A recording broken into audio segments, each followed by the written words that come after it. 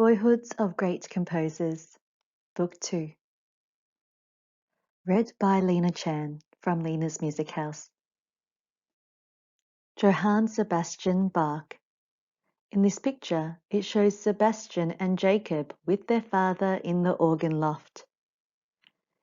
Everyone in the Bach family was musical. Fathers, grandfathers, uncles, great-uncles, and cousins. For 200 years, nearly all of them were musicians. Once a year, there was a great family gathering. They all came to one of the family houses and spent several days making music. There was singing and playing, and everyone who wanted to could join in. They were the most musical family the world has ever known. The Bachs lived in a part of Germany called Thuringia. It is a pleasant land of woods and hills and rivers. Among the woods and perched on the hillsides are many little towns and villages. The houses on either side of the cobbled streets have steep roofs and gables. In a town like this, Johann Sebastian Bach was born, nearly 300 years ago. It was called Eisenach, and his father was town musician there. His uncle had the same post in a town nearby. A number of other towns in Thuringia and several rich nobles had Bachs in charge of their music. The Bach's house at Eisenach had a wide porch, and from the front door you could look through the hall to the garden beyond. The floor was red brick, and there were black beams and dark oak doors. Mr. and Mrs. Bach had 4 sons and 2 daughters. The eldest boy, Christopher, was 14 when Sebastian was born. The next boy was Balthasar, then came Jacob, and last of all, Sebastian. Their father wanted all the boys to be musicians when they grew up, and he gave them their first lessons himself. While they were still very small, he took them with him to the organ loft to watch him play.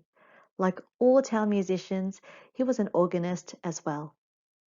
There the boys helped to pull out the organ stops and turn over the pages of the music. Mr. Bach was also a very good viola player. He taught all his sons to play as soon as they were old enough to hold the instrument properly. Sebastian was very like his father in many ways.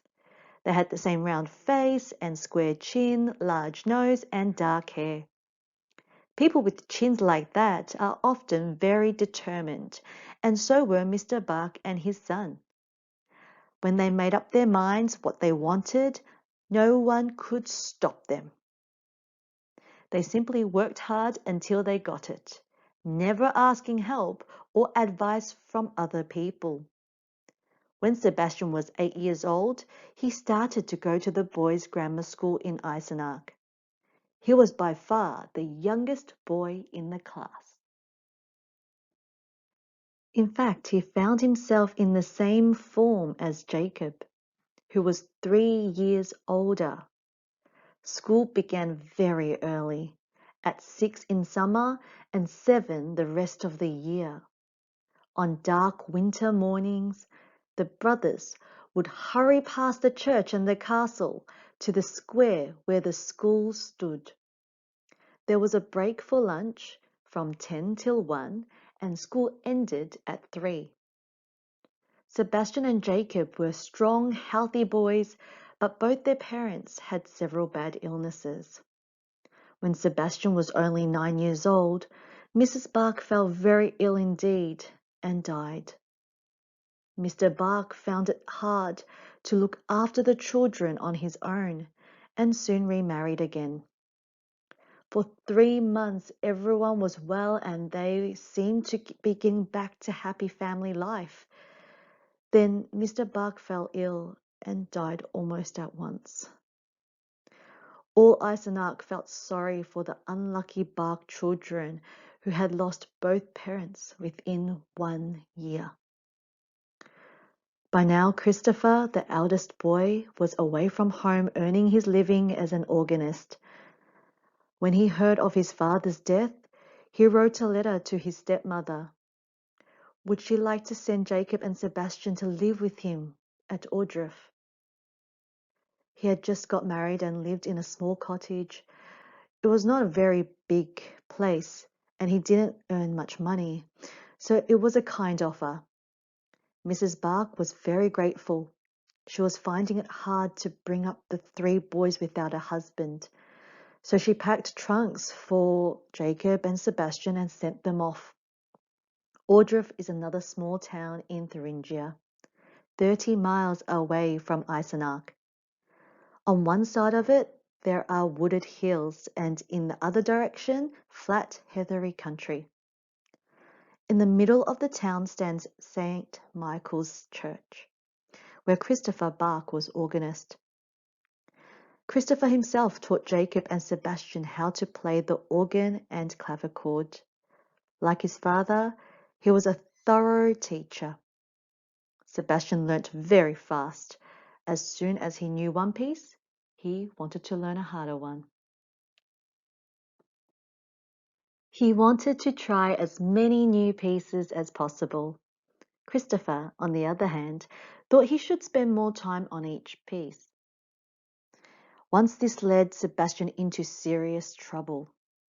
Christopher had a precious book of music by all the best composers of music living at that time. Sebastian longed to borrow this so that he could play through all the pieces. But however much he pleaded, Christopher always said no. Sebastian was determined to get it all the same. He knew the book was in a cupboard with a wire mesh front. By putting his hand through one of the holes and rolling up the book, Sebastian found he could pull it out. The only time he dared do this was at night, when Christopher was asleep. But at that hour he could not play the pieces, or he would wake the house. So he had to copy them out by night and play them secretly by day. As there was no electric light in those days, people had to read and write after dark by candlelight. But Christopher did not allow Sebastian any candles. He had to write out the music by moonlight instead. The moon only shone brightly enough for a few days each month, so that altogether it took him 6 whole months before every piece was copied down. And after all this trouble, Christopher found the book of copies. He was very angry and took it away. Sebastian was bitterly disappointed, but he soon cheered up again. He found he knew all the pieces by heart. His careful copying had planted them firmly in his mind. It was not long before the brothers were friends again. In fact, Sebastian dedicated one of his own first pieces to Christopher. This was only fair, as Christopher gave his brother his early lessons in composing music. He taught Sebastian how to compose just as thoroughly as he taught him how to play. Again, Sebastian was a very quick pupil and was soon writing music of many different kinds. By the time Sebastian was 15, the little house near the church was very full. Christopher and his wife now had 3 children of their own and needed all the room there was. Jacob had already gone back to Eisenach to earn his living as an organist. Now it was Sebastian's turn to leave. Luckily, one of the masters at the grammar school found a good job for him. This man had once been a choir boy at a famous church in Lüneburg. He heard that there were 2 places to be filled in this choir, and at once thought of Sebastian and another boy in the same class called George. Both boys had good singing voices, and both were looking for work. So the master wrote to the choir master at Lüneburg to tell him about them. Soon a letter came back to say that George and Sebastian would be welcome in the choir. That spring, the two boys started on their long journey northwards. Lüneburg is 200 miles from Ohrdruf, but neither of them had enough money to go by the stagecoach. Instead, they tied up their clothes into small bundles and set off on foot. Sometimes they were given lifts on farm carts, but most of the way they walked. After they left the woods and hills of Thuringia, the country looked very different. It grew flatter and flatter, and soon there were hardly any trees. The two boys had to cross a great stretch of heathland with a few clumps of pines. There was heather everywhere. At last they saw a church spire in the distance. It stood out pale green against the sky, the colour of old copper. The boys guessed it was the spire of St. John's Church, and that they had nearly reached Lüneburg. As they came closer, they saw another spire, rather smaller than the first one. This was St. Michael's Church, where they were to sing. Lüneburg was a big town with a large market. Many merchants lived there in fine houses. The churches too were big and far more splendid than those at Ohrdruf and Eisenach. St. Michael's was very lofty and light inside, with many windows. Beside it stood a group of buildings in which long ago monks had lived. They formed a square, and on one side of this was the school. Like the other choir boys, Sebastian lived in the school and did his lessons there. He went straight into the top class.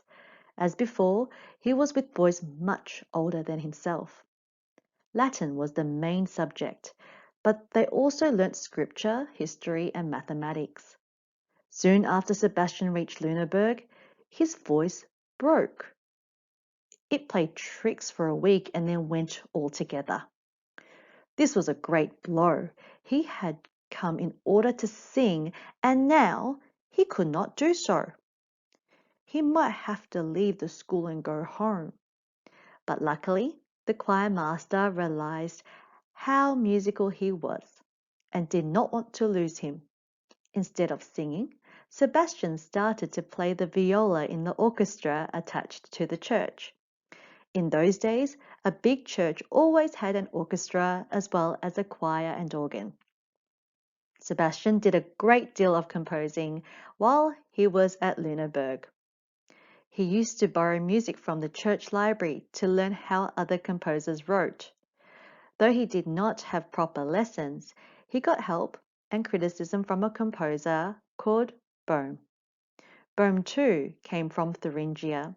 In fact, he had even been to the same school at Ohrdruf. Sebastian began to write better music and to experiment. Now he wanted to meet other composers besides Bohm, hear their music, and if possible, talk to them. He realized that this was one of the best ways of improving his own music. Luckily for Sebastian, the orchestra did not have to play every day during the summer, so that he could go off by himself without getting into too much trouble.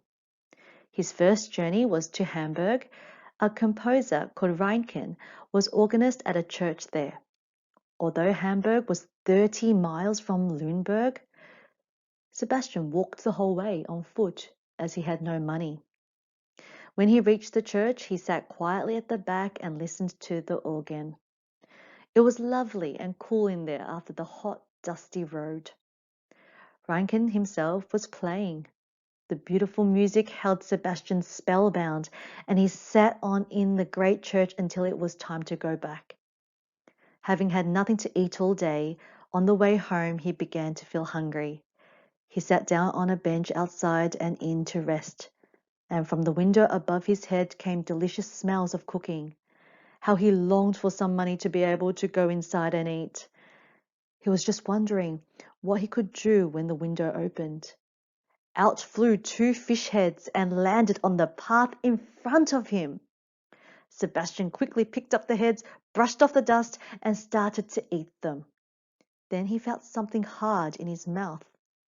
It was not a fish bone, but a coin. The other head had a coin in it too. A kindly cook must have seen him through the window and slipped the money in the heads. So Sebastian got something to eat and money to buy more food and drink as well. 60 miles away in the opposite direction from Hamburg lay another town Sebastian wanted to visit. This was Stella. The Duke of Stella had a French wife and loved French food and clothes. He also liked French music, and there were several Frenchmen in his orchestra. Sebastian was not interested in French clothes, but he longed to study French music. If he could not go to France itself, Stella was a second best. When Sebastian reached Stella, he had to find a way to get into the castle. It was not open to visitors like a church. There was only one way. He must work in the orchestra for a short while. So he played the viola to the Duke's music master and was duly offered a job. As he hoped, the orchestra played mainly French music. At first, the style was strange to him, but soon he felt quite at home with it. The music master allowed him to borrow the music of some pieces and make his own copies. He was able to take these copies back to Lüneburg and study them at his leisure. Sebastian was now 17. He could play the organ and the viola and compose in several different styles. The time had come to choose which skills he would use to earn his living. After some thought, he decided to join an orchestra. He had already spent several years learning about church music, and now he wanted more practice in other kinds of music.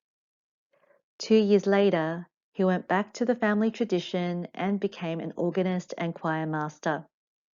At first, he moved from place to place, but he spent the last 27 years of his life at Leipzig. He played the organ so well that he was often asked to try out new organs and give his opinion of them. Sometimes this took him far away from home, but he never tried to become famous. He was quite happy training his choir, playing and composing. His music did not become widely known till 100 years after his death. Then Mendelssohn and other musicians started to play it. People began to realize that Bach's music is among the greatest ever written. One of his most famous works is the St. Matthew Passion, in which the story of Christ's death is set to music. He wrote so much wonderful music for singing that several towns had choral societies called the Bach Choir. He also wrote for orchestras and solo instruments, as well as hundreds of organ pieces. Children learning the piano soon came across his music.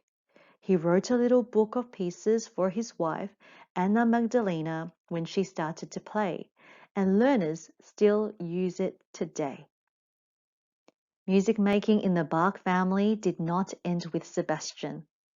4 of his 11 sons were composers. One of them was court musician to the King of Prussia. Another settled in London and became known as the English Bach. But among all the hundreds of Bachs who were musicians, by far the greatest was Johann Sebastian.